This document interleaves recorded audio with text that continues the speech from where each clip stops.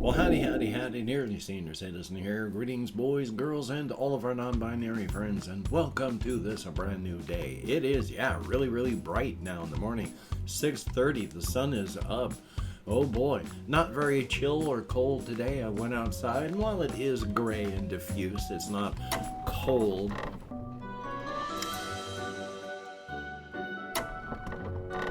Yay, I slept. That's good, up until about 5, but it was close to 2 when I fell asleep, so slightly less than 4 hours, I would say. Still, hopefully you slept. I slept a little bit, and that's good. Definitely a thumbs up on that anyway. Still, front-loading of videos. Hey, if you could toss me a like, it'd be awesome. If you could subscribe to the channel, it'd be very cool. If you could leave me a comment, that would be double plus good. And I would like to thank every one of my Patreon patrons. These are literally beautiful and literally awesome people that help keep me and my aging pet metabolizing.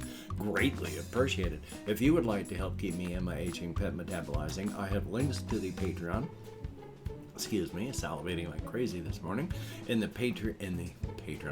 video description, along with a PayPal for possible donations, an Amazon wishlist link with things like pet food on it. And if you think about sending me anything on the post office box, that's going away at the end of the month. So, yay! So front loading of videos over, and yay, it is a brand new day. I have some things to talk about and some things to not talk about. The things that I'm not going to talk about, I won't talk about, so you won't even know that I'm not talking about them.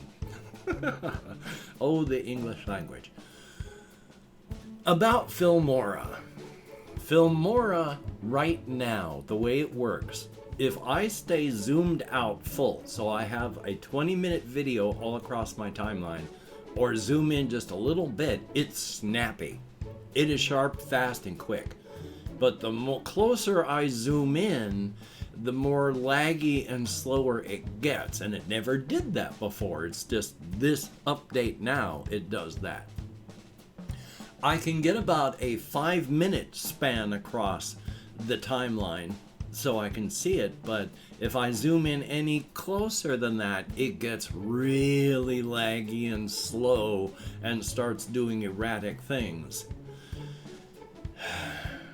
So at least I can work with it.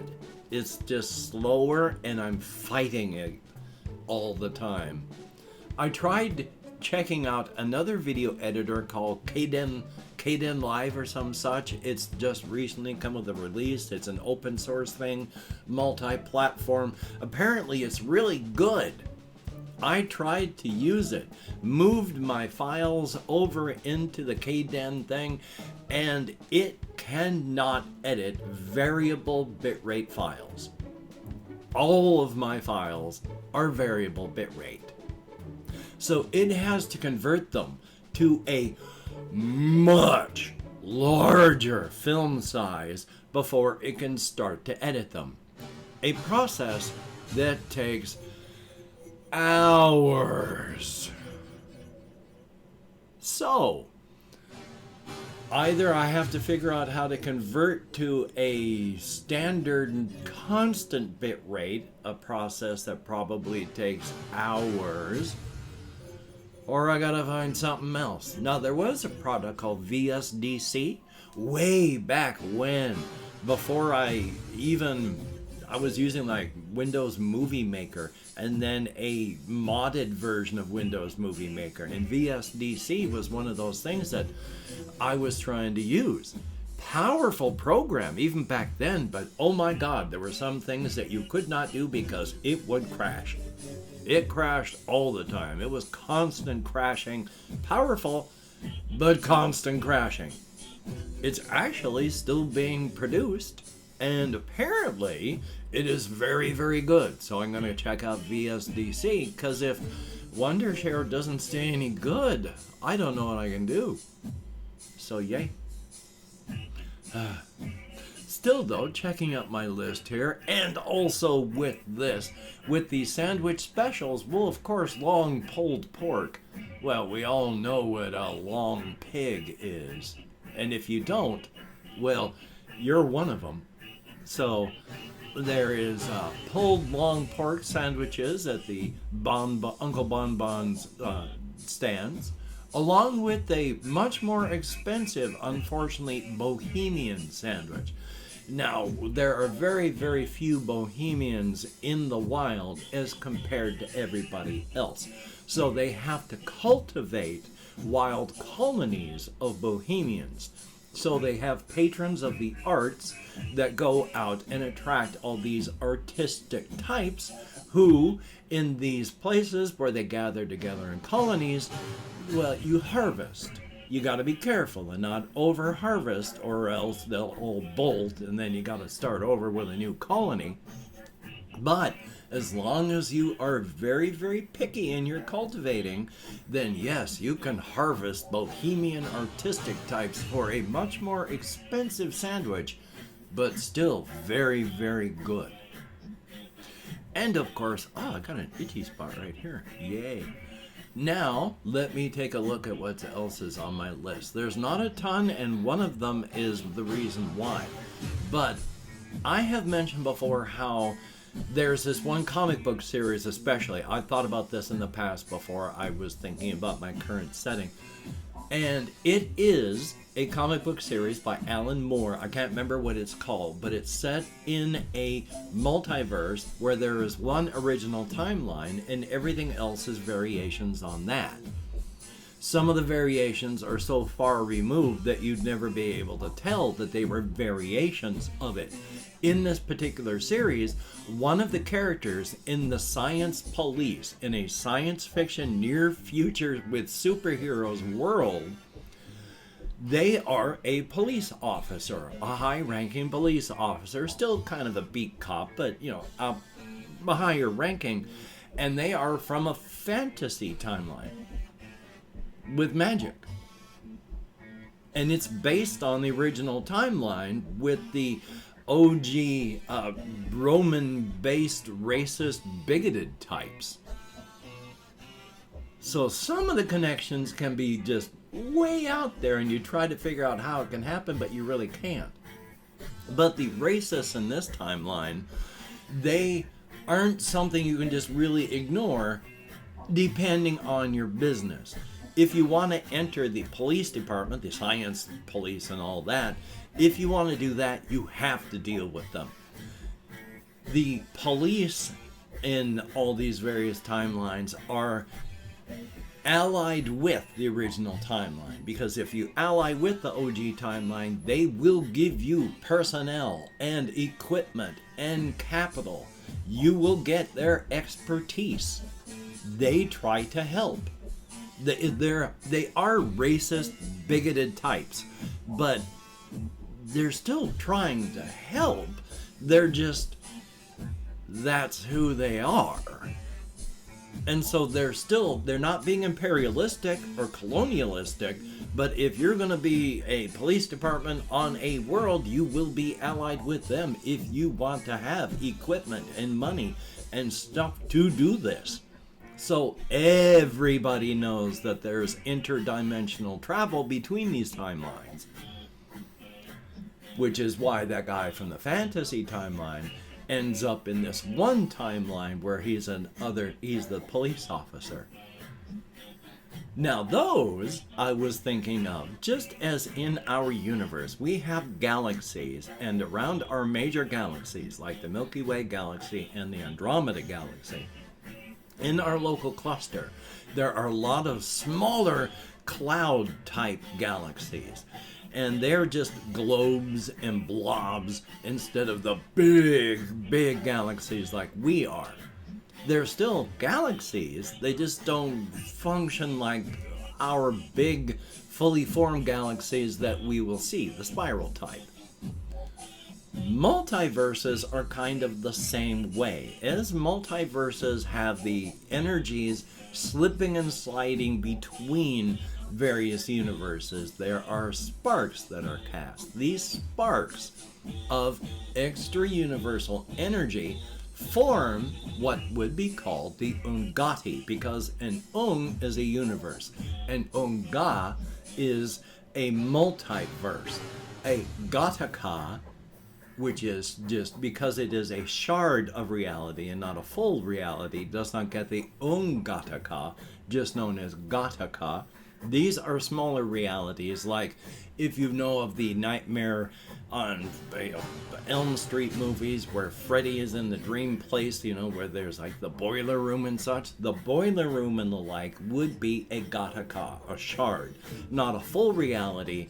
It is big and full enough to be like an infinite plane of a boiler room, but it's not big enough to support an entire cosmology. Just as there are the Ungati. The Ungati are the smaller multiverses that are these OG timeline multiverses. And when in those universes time runs out and everything collapses back inward, there is the rebound burst and a new timeline, which is different, and then variations of that. And every time that universe does it, it is a new timeline, but everything is based on those timelines, and those are the Ungati. Effectively, the little tiny cloud galaxies that gather around the larger galaxies. These are smaller multiverses that gather around the larger multiverses. So thumbs up on that. And I've talked as well about how with my cryptid setting, I am hurting my characters. I am hurting them and crushing them and beating them until they are in so much pain that I can hardly see I am crying so hard. And last night, I was going over again on details with my one older suburban cryptid, Calvin Tisdale, who's traveling around the United States in his caravan, just seeing the sights, exploring again the details of his life. And I not only was crying so hard I couldn't see at one point, while walking on the streets of Shelton, I came up with this one point where I was thinking about it. I could not breathe. My chest hurt so hard. Oh my God, I dug that dagger in hard and I broke the tip off in the bone. Hokey smokes. Because Calvin Tisdale and his wife had a good life, but not a good life at the same time. And it wasn't until I got near to the end that I realized how much his life echoes mine without it being a perfect mirror image. Because Calvin Tisdale, a suburban cryptid, has grown up with as a child, gone to school with, and then ends up going to the same college as Emma. And Emma and he are friends throughout as they grow up, and then they go to college, and then right in their early 20s they realize that they're not just friends, they're more than friends. And in their early 20s they get married. And Calvin goes on to get high-profile work in the military-industrial complex. But so he's making good money, and he and Emma are trying to have kids, and it never works. But in their early 30s, when Emma's not feeling good, they go in to figure out what's going on, and they find out why she can't have kids, because the cancer that she has is slow growing. And even when she was 20, where it was happening, it had already destroyed her ability to reproduce. And in her early 30s, 10 years later, now it's threatening her life. And when they do beat it with chemo, radiation, and surgery, when they do beat it, they tell Calvin and Emma that, yeah, this is the kind of cancer that you may be in remission for 5, 10, 15, 20, 25, 30 years, but there's a chance, about a 25% chance it comes back. And if it does, flip a coin. Heads, it's going to be a hard fight, but you'll live. And tails, it's going to be a hard fight, but you're going to be gone within a year. So in their early 30s, they find out they can't have kids, but they are still having a good life together. But it's when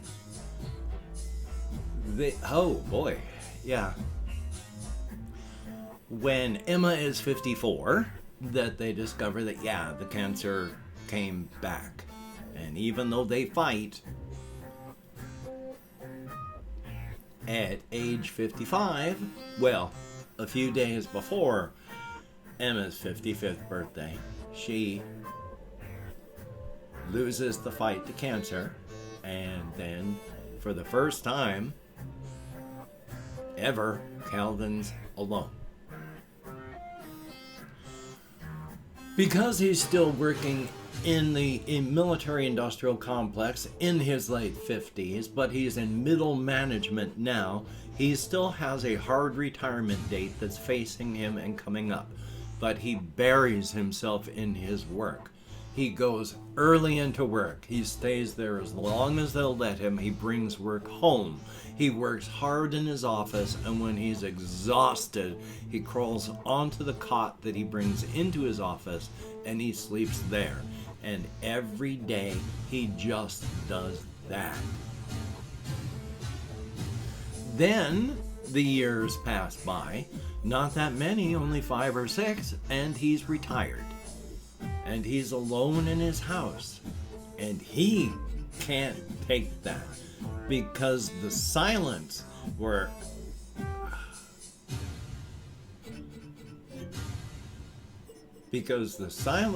Emma used to be is just deafening.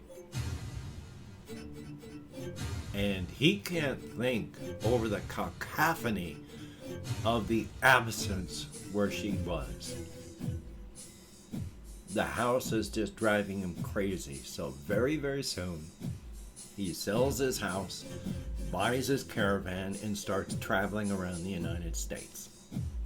He sees the sights, he revisits things that he saw earlier, he talks to people, he meets cryptids, and through the years of doing this, he actually heals. Emma would not have wanted him to have been destroyed by her death. And it takes him a while, but yes, he finally does heal enough that it's not just pain all the time. And when I was coming up with all that while walking, like I say, I don't push this stuff. This is my subconscious doing it. So I'm just thinking these things and finding out what tastes and feels right. And oh boy, all that hurts so much. But again, the pain isn't the point. There are some times you have pockets that will not heal on their own unless you lance the boil and you drain out the contents so that things can heal. And when I drive the dagger into the open wound until it drags into bone and sometimes snaps off the tip in the bone, that's also just opening it up to drain out the pain. Thumbs up. Oh, there is a couple things here. I wanted to talk about Tommy and his relationship with Lenny, the meat man. But that's going to have to be another day because I've opened up 24 hours worth of comments in my community tab. I'm going to go through and thank how many people have left me comments in the past 24 hours. It's especially not many people today, and it's never many people at all, but anything more than 0 is awesome. And of course, if you watched this far, thank you so very much. It is appreciated. Nobody forces you, so if you've done this of your own volition, voluntarily, of your own free will, thumbs up, thank you, it is appreciated. Now, if I mispronounce the username, no disrespect is intended, and even though I count in American Sign Language, well, we have Jesse Koskinen, thumbs up, and thank you very much. I like it. I just wish I hadn't messed up the audio on this latest one. Oy vey, but thank you very, very much. Always good to see you. And Floramu, thumbs up and thank you. Jayy, thumbs up, thank you much, and always good to see you.